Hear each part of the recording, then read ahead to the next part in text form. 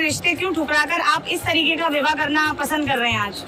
क्योंकि संत रामपाल जी महाराज ने हमें जो शिक्षा दी है, संत रामपाल जी महाराज की शिक्षाएं हमारे लिए ही है, उनका अपना कोई निजी हित नहीं है। संत रामपाल जी महाराज इस पूरे भारत को दहेज मुक्त बनाना चाहते हैं और जितने भी कुरीतियां चल रही हैं, पाखंड चल रहे हैं, उनसे मुक्त कराना चाहते हैं। तो उनके शिष्य होने के नाते हमारा फर्ज बनता है कि हम उनके जो भी कार्य हैं उनमें सहयोग करें। तो आपने इनके माता पिता से किसी भी तरीके के दहेज की मांग की है? नहीं, बिल्कुल भी नहीं। इस बात की क्या गारंटी है कि आप शादी के बाद भी इन्हें किसी तरीके की पीड़ा या प्रताड़ित नहीं करेंगे दहेज को लेकर?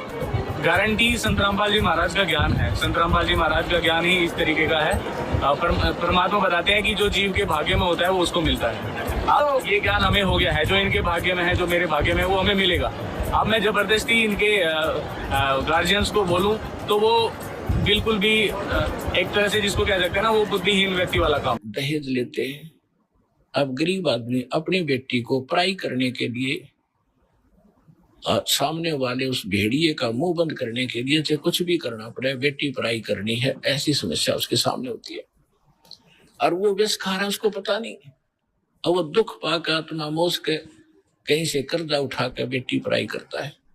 अब हमने ये प्रतिज्ञा करनी है कि ना दहेज लेंगे, ना देंगे, चाहे ब्याह हो चाहे ना हो। और क्यों कैसे ना होगा? वाह भैया, भगवान ने संस्कार जोड़ रखे, उसने मिटा कौन देगा? वो तो जबरदस्ती होगा, ना चाहते हुए भी होगा।